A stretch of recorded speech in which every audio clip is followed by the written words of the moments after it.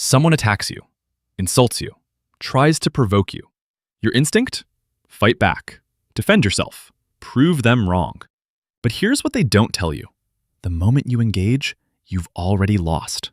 Because fighting gives them exactly what they want. Your attention, your energy, your emotional reaction. But ignoring them? That's a different kind of power. A power they can't fight. A power that drives them crazy. Today, we're breaking down why ignoring someone is more powerful than fighting, and how silence became the ultimate psychological weapon. Let's talk about the power of strategic indifference. What happens when you ignore the fundamental truth? Every attack, every insult, every provocation has one goal: to get a reaction. Why? Because reaction equals engagement. Engagement equals power transfer. Power transfer equals they win. When you fight back, you give them your attention, the most valuable currency, your emotional energy, which depletes you, validation, proof they got to you, control, they're directing your behavior. When you ignore them, you take away the satisfaction of your reaction, the power to affect you, their sense of control, their relevance in your world. The psychological mechanism. Dr. John Gottman's research on conflict. The person who stays calm and detached in a conflict holds the power. The person who's emotionally reactive is being controlled. Translation: when you ignore someone, you refuse to play their game, and a game needs two players. What ignoring communicates? Words say, "You're not worth my time." Actions say, "You don't exist to me." Energy says, "You have zero power here." And here's the devastating part. They can't argue with silence. They can't fight someone who won't engage. Their weapons become useless. The attention economy. In a world where everyone is fighting for attention, withdrawal of attention is the ultimate power move. Think about it. Social media thrives on engagement, likes, comments, shares. Trolls need reactions to feel validated. Toxic people need drama to feel relevant. When you ignore them, you starve them of the one thing they need: you. Reason number 1. You deny them the fuel they need. The narcissist's supply.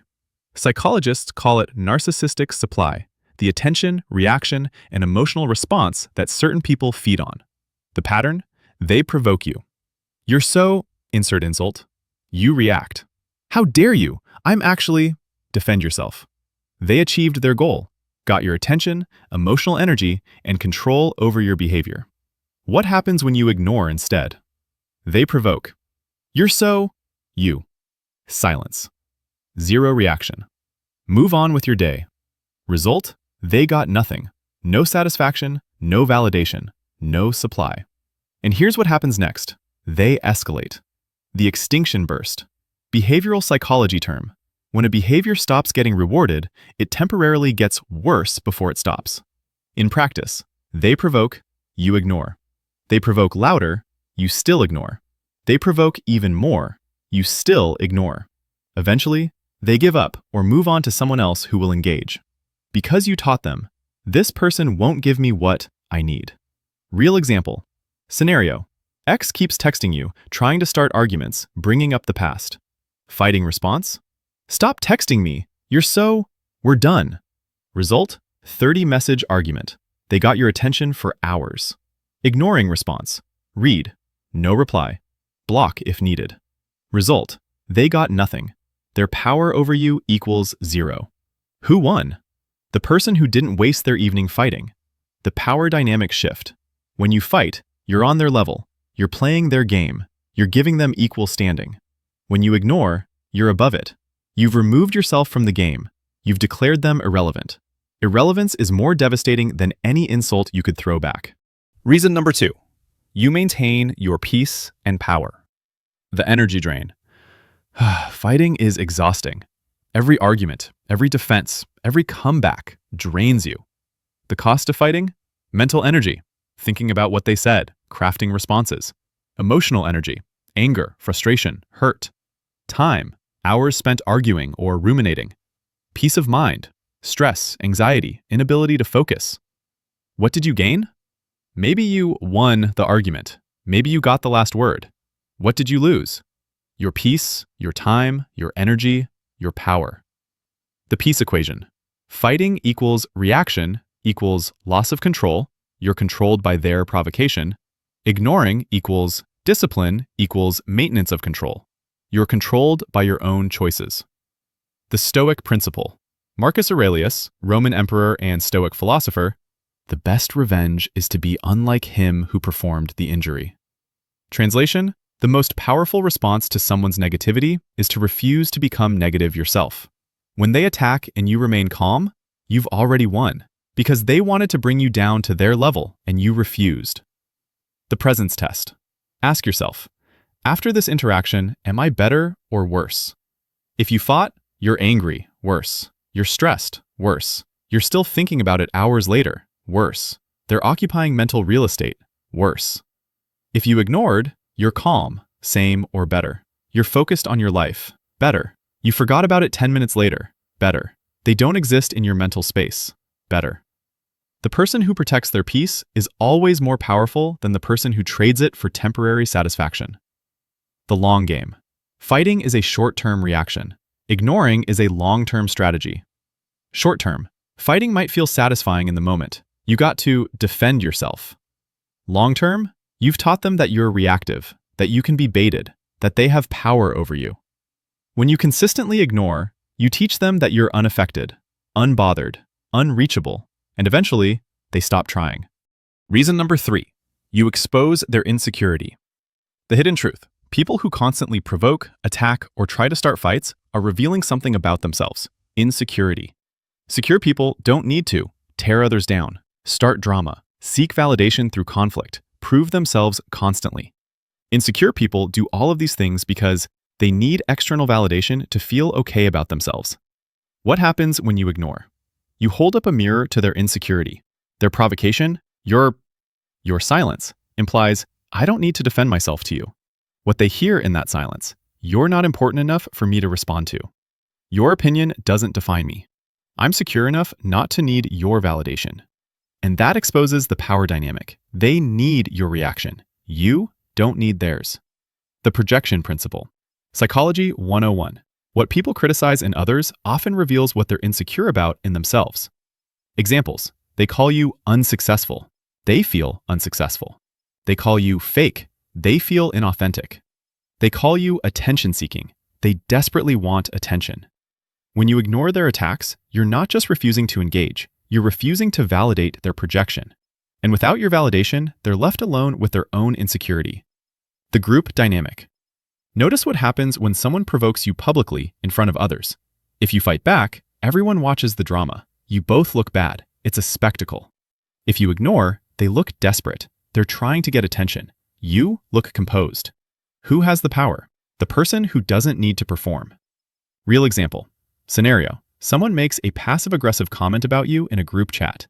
Fighting response. What's that supposed to mean? If you have something to say it. Now everyone's watching. Drama unfolds. Messy. Ignoring response. Don't acknowledge it. Continue conversation normally or don't respond at all. Everyone notices the attempt to provoke failed. The attacker looks petty. The power position. Always with the person who didn't take the bait. Reason number 4. You take back your narrative. The control game. When someone provokes you, they're trying to control your narrative, to make you react, defend, explain. The pattern?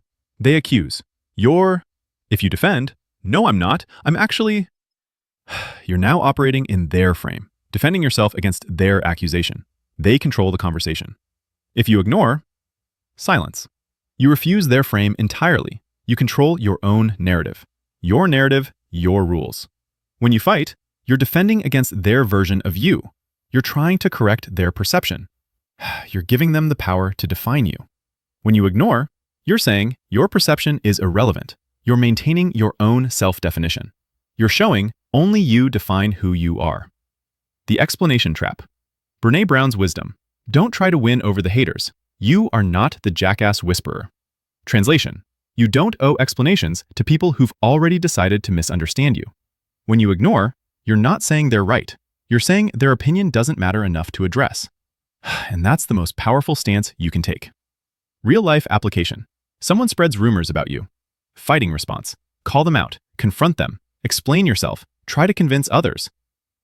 Drama. You look defensive. Rumor gains attention. Ignoring response. Say nothing. Live your life. Let your actions speak. Trust that people who matter will see the truth. Rumor dies from lack of fuel. You maintain dignity. People who matter already know who you are. Who wins? The person who didn't waste energy fighting a losing battle. The ultimate truth. Your character is defined by your actions over time, not by your defense against accusations. Fighting makes you look defensive. Ignoring makes you look unbothered. And unbothered is always more powerful. Important distinctions. Not every situation calls for ignoring. There are times when you need to engage. When you should engage. 1. When there are real-world consequences, legal issues, false accusations that could impact your career/life, professional boundaries being crossed, safety concerns. 2. When it's someone who matters, a genuine conflict with someone you care about, friend, partner, family, constructive criticism from a mentor, a misunderstanding that needs clarifying. 3. When silence could be misinterpreted as agreement, public statements that require your stance, e.g. moral/ethical issues, situations where your silence enables harm. The difference. Ignore toxic provocations, designed to get a reaction. Engage in important conversations, designed to resolve or clarify. Ignore people who drain you, energy vampires, trolls, toxic individuals. Engage with people who matter, relationships worth maintaining. Ignore bad faith attacks, not interested in truth or resolution. Engage in good faith discussions, interested in understanding and growth. The test. Ask, what's their intent? Intent to provoke/harm, ignore. Intent to communicate/resolve, engage. Ask, what's the outcome? Will engaging improve anything? Engage. Will engaging just feed drama? Ignore. The balance. Strategic ignoring is not about being passive. It's about being selective with your energy. Weak people react to everything. Strong people respond to what matters, ignore what doesn't. The reality. You will encounter people who try to provoke you. It's inevitable. The choice is yours. Fight, drain your energy, lower yourself to their level, give them power. Ignore, protect your peace, maintain your power, deny them what they want. The power hierarchy. Weak, reactive to everything, controlled by others. Strong, selective in responses, controlled by choice. Powerful, unaffected by provocations, controlled by self. The final truth. Ignoring someone isn't about being passive. It's about being powerful. It's not about letting them win. It's about refusing to play a game you can't win. It's not about being weak. It's about being strong enough not to need the satisfaction of fighting back. Because the most powerful response to someone's attempt to disturb your peace is to remain undisturbed. What ignoring really says. Not, you're right, but you're irrelevant. Not, I'm scared of conflict, but I'm secure enough not to need it. Not, I can't defend myself, but I don't need to. The challenge. Next time someone tries to provoke you, and they will, pause. Ask yourself, will responding to this improve my life in any way? If the answer is no, then you already know what to do. Ignore. Move on. Protect your peace. Because the person who can be provoked is controlled by others. The person who can't be provoked is free. Drop a comment. What's the best way you've handled someone trying to provoke you? Subscribe for psychology that gives you power over your own peace. And remember, silence isn't weakness. It's strength under control. Indifference isn't cruelty. It's self-preservation. And sometimes, the most powerful thing you can say is nothing at all.